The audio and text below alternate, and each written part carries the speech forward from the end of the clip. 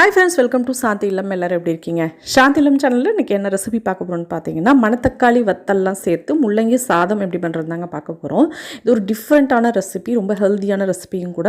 முள்ளங்கி நம்ம ஜென்ரலாக போட்டு சாம்பார் வைப்போம் அல்லது கூட்டு வைப்போம். இதை தவிர முள்ளங்கியில் வேறு எதுவும் அதிகமாக நம்ம செஞ்சுருக்க மாட்டோம். ஸோ இது வந்து ஒரு டிஃப்ரெண்ட் ரெசிபி, வந்து முள்ளங்கி வச்சு நம்ம சாதம் வந்து பண்ண போகிறோங்க. ரொம்ப டிஃப்ரெண்ட்டான மசாலாஸ்லாம் ரெடி பண்ணி இந்த ரெசிபி வந்து பண்ண போகிறோம். இது லஞ்ச் பாக்ஸாக பசங்களுக்கு கொடுத்து விடலாம், ஆஃபீஸ் போகிறவங்க எடுத்துகிட்டு போகலாம். வாங்க எப்படி பண்ணுறதுன்னு வீடியோக்குள்ளே போய் பார்க்கலாம். இப்போ கடாயில் கொஞ்சமாக ஆயில் சேர்த்துக்கோங்க. நல்லெண்ணெய் அல்லது கடலெண்ணெய் ஏதாவது ஒரு ஆயில் சேர்த்துட்டு முள்ளங்கி வந்து தேவையான அளவுக்கு எடுத்துக்கோங்க. ஒரு 200 கிராம் எடுத்துக்கிட்டிங்கன்னா போதும். எந்த ஷேப்பு வேணாலும் கட் பண்ணிவிட்டு நல்லா வதக்கி விட்டுருங்க. கொஞ்சமாக உப்பு மட்டும் ஆட் பண்ணிவிட்டு, தூள் உப்பு ஆட் பண்ணிவிட்டு நல்லா வதக்கி விட்டுக்கலாம். எண்ணெயிலே வதங்கிடுச்சுனாலே போதுமானது தான். நல்லாவும் உங்களுக்கு வெந்துடும். நல்லா லைட்டாக வதக்கி விட்டு அந்த பச்சை வாசம் போகிறதுக்காண்டி நல்லா வதக்குறோம். இது நல்லா ஆறின பிறகு மிக்ஸி ஜாரில் ஒரு அரைச்சி எடுத்துக்க போகிறோம். அவ்வளோதான். நல்லா கலர் சேஞ்ச் ஆகிடுச்சு பார்த்தீங்களா? இந்த ஸ்டேஜில் ஆறின பிறகு மிக்ஸி ஜாரில் போட்டு கொஞ்சமாக அரைச்சிக்கோங்க. அவ்வளோதான், அரைச்சாச்சு. முள்ளங்கியே இப்போ தனியாக இருக்கட்டும். இப்போ ஒரு மிக்ஸி ஜாரில் வந்து சின்ன வெங்காயம் வந்து ஒரு 10லேருந்து 15 அல்லது 20 சின்ன வெங்காயம் கூட நம்ம வந்து சேர்த்துக்கலாங்க. சின்ன வெங்காயம் ரொம்ப உடம்புக்கு நல்லது. இதுதான் வந்து இந்த ஒரு பேஸ்ட் ஒன்று ரெடி பண்ண போகிறோம். இந்த மசாலா பேஸ்ட் வந்து நமக்கு வந்து இந்த சாதத்துக்கு நல்ல ஒரு டேஸ்ட் கொடுக்கும்.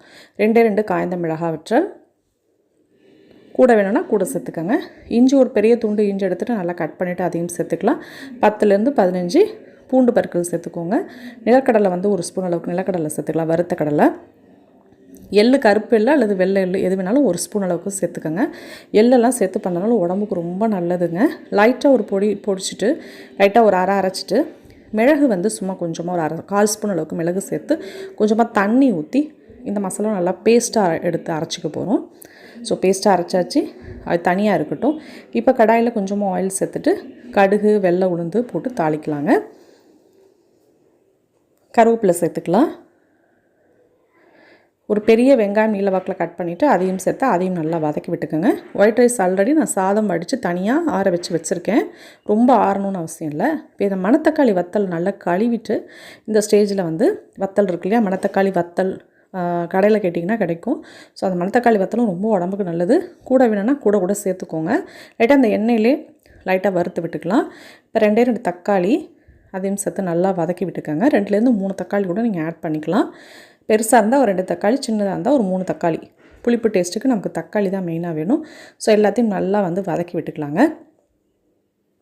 இப்போ நம்ம அரைச்சி வச்சுருந்தா முள்ளங்கி தொக்கு இருக்குது பார்த்திங்களா, முள்ளங்கியும் இதிலே சேர்த்து நல்லா வந்து வதக்கி விட்டுக்கலாம். ஆல்ரெடி எல்லாம் வதக்குனது தான், சும்மா லைட்டாக வதக்கி விட்டிங்கன்னா போதும். இது குழம்பு மிளகாத்தூள் வந்து ஒரு 1.5 ஸ்பூன் அளவுக்கு சேர்த்துருக்கேன். ஆல்ரெடி 2 மிளகாத்தூள் சேர்த்துருக்கோம். ஸோ காரம் தேவையான அளவுக்கு நீங்கள் ஆட் பண்ணிக்கோங்க. எல்லா குழம்புக்கும் ஆட் பண்ணுற குழம்பு மிளகாத்தூள் ஆட் பண்ணியிருக்கேன். கொஞ்சமாக தண்ணி ஊற்றி அந்த பச்சை வாசம் போகிற அளவுக்கு நம்ம குழம்பு மிளகாத்தூள் ஆட் பண்ணியிருக்கோம் இல்லைங்களா, அந்த பச்சை வாசம் போகிற அளவுக்கு நல்லா வதக்கி விட்டுக்கலாம். கொஞ்சமாக அந்த மசாலாவுக்கு தேவையான அளவுக்கு உப்பு சேர்த்தாச்சு. இப்போ நம்ம அரைச்சி வச்சுருந்தோம் பார்த்திங்களா, மிக்ஸி ஜாரில் நம்ம வந்து அரைச்சி வச்சுருந்தோம்ல வெங்காயம், சின்ன வெங்காயம், அந்த பேஸ்ட்டு அதையும் சேர்த்துக்கலாங்க. அதையும் சேர்த்துட்டு நல்லா வந்து வதக்கி விட்டுக்கோங்க. நல்லா ஒரு 10 நிமிஷம் போல் நல்லா வதக்கி விட்டுக்கலாம். இந்த பேஸ்ட்டு தான் வந்து இதுக்கு டேஸ்ட்டு சூப்பராக இருக்குங்க. டிஃப்ரெண்ட்டாக நம்ம எல்லாம் போட்டு பண்ணியிருக்கோம். எள், சின்ன வெங்காயம், இதில் எல்லாமே பார்த்திங்கன்னா இஞ்சி, பூண்டு எல்லாமே உடம்புக்கு ரொம்ப ரொம்ப நல்லது. முக்கியமாக மணத்தக்காளி வற்றலும் இதை சேர்த்துருக்கோம். அதுவும் உடம்புக்கு ரொம்ப ரொம்ப நல்லதுங்க. முள்ளங்கி சேர்த்துருக்கோன்னே அதை தெரியவே தெரியாது. ஒரு 1/2 லெமன் மட்டும் அப்படியே புழிஞ்சு விட்டுக்கோங்க. ஒரு 1/2 லெமன் நல்லா புழிஞ்சு விட்டாச்சு. கொஞ்சம் புளிப்பு டேஸ்ட்டும் நல்லாயிருக்கு. ஏன்னா கெட்டு போகாது. நம்ம லஞ்சுக்கெலாம் கொடுத்து விட்றோன்னு வச்சுக்கோங்களேன். புளியெலாம் ஆட் பண்ணாததுனால கொஞ்சம் லெமன் சேர்த்துக்கிட்டிங்கன்னா புளிப்பு கெட்டு போகாமல் இருக்கும். அதுக்காக தான். ஸோ எல்லாத்தையும் புளியும் சேர்த்துட்டேன், லெமனையும் சேர்த்தாச்சு. இப்போ அப்படியே அடுப்பை ஆஃப் பண்ணிட வேண்டியதான். அதுக்கு பிறகு ரொம்ப நேரம் வதக்கணும்னு அவசியம் இல்லை. அதுக்கு பிறகு நல்ல சூடான சாத்தையே நீங்கள் நல்லா போட்டு நல்லா வந்து எல்லாத்தையும் மிக்ஸ் பண்ணி விட்டுற வேண்டியதாங்க. சாதம் ஆறிலாம் போகணும்லாம் அவசியமே இல்லை. நல்லா சூடான சாதத்துலேயே நம்ம நல்லா வந்து கொஞ்சமாக வேணும்னா நீங்கள் சாதத்துலேயே ஆயில் சேர்த்து கொஞ்சமாக ஆயில் சேர்த்துட்டு நல்லெண்ணெய் சேர்த்து நம்ம வடிக்கிறீங்களா இல்லை குக்கரில் வைக்கிறீங்களோ நல்லா வேக விட்டு அதுமாரி நல்லெண்ணெய் ஊற்றி வேக விட்டு எடுத்துட்டிங்கன்னா நல்லா சாதம் பொலனே இருக்கும். ஸோ நல்லா எல்லாத்தையும் பாருங்கள் மிக்ஸ் பண்ணியாச்சுங்க. அவ்வளோதான். இது வந்து சைடிஷாக நீங்கள் வந்து சிக்கன், மட்டன், எல்லாம் வந்து உருளைக்கிழங்கு வறுவல், முட்டை தொக்கு, உருளைக்கிழங்கு, வாழைக்காய் வறுவல் எது வேணால் வச்சு நம்ம சைடிஷாக வச்சு சாப்பிட்றதுக்கு அட்டகாசமாக இருக்குங்க. நல்லா பாருங்கள், கொத்தமல்லி தலையும் கொஞ்சம் தூவி நல்லா எல்லாத்தையும் பிரட்டி விட்டுக்கலாங்க.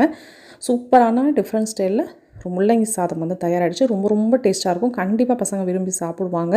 ரொம்ப ஹெல்த்தியான பொருட்கள்லாம் போட்டு செஞ்சுருக்கோம். ஸோ கண்டிப்பாக அந்த ரெசிபி செஞ்சு பாருங்கள். எங்கள் வீட்டில் பசங்களாம் ரொம்ப விரும்பி சாப்பிட்டாங்க. சைடிஷும் நம்ம எது வேணால் நம்ம எப்போ பார்த்தாலும் பிரியாணி, இது வெஜிடபிள் பிரியாணி, புலாவுன்னு இது மாதிரி செய்கிறதுக்கு பதிலாக இந்த மாதிரி ரெசிபி செஞ்சு பாருங்கள். ரொம்ப ரொம்ப அட்டகாசமான டேஸ்ட்டில் இருக்கும். இதுக்கு சைடிஷாக நம்ம என்ன வேணால் வச்சு சாப்பிட்லாம். Chicken, mutton. இப்போ நீங்கள் பிரியாணிலாம் வச்சு சாப்பிட்டுட்டு நம்ம வந்து சைடிஷாக சிக்கன் கிரேவியெல்லாம் பண்ணி சாப்பிட்றோம்ல, அது மாதிரி இதையும் நீங்கள் செஞ்சு சாப்பிட்லாங்க. இதுவுமே வந்து சைடிஷ்லாம் வந்து சிக்கன், மட்டன், ப்ரான்ஸ் இதெல்லாம் வச்சு சாப்பிட்றதுக்கும் ரொம்ப சூப்பராக இருக்கும். அதே மாதிரி சிம்பிளாக பண்ணிட்டிங்கன்னா வாழைக்காய் வறுவல், உருளைக்கிழங்கு வறுவல் இதெல்லாம் கூட செஞ்சு சாப்பிட்லாம்.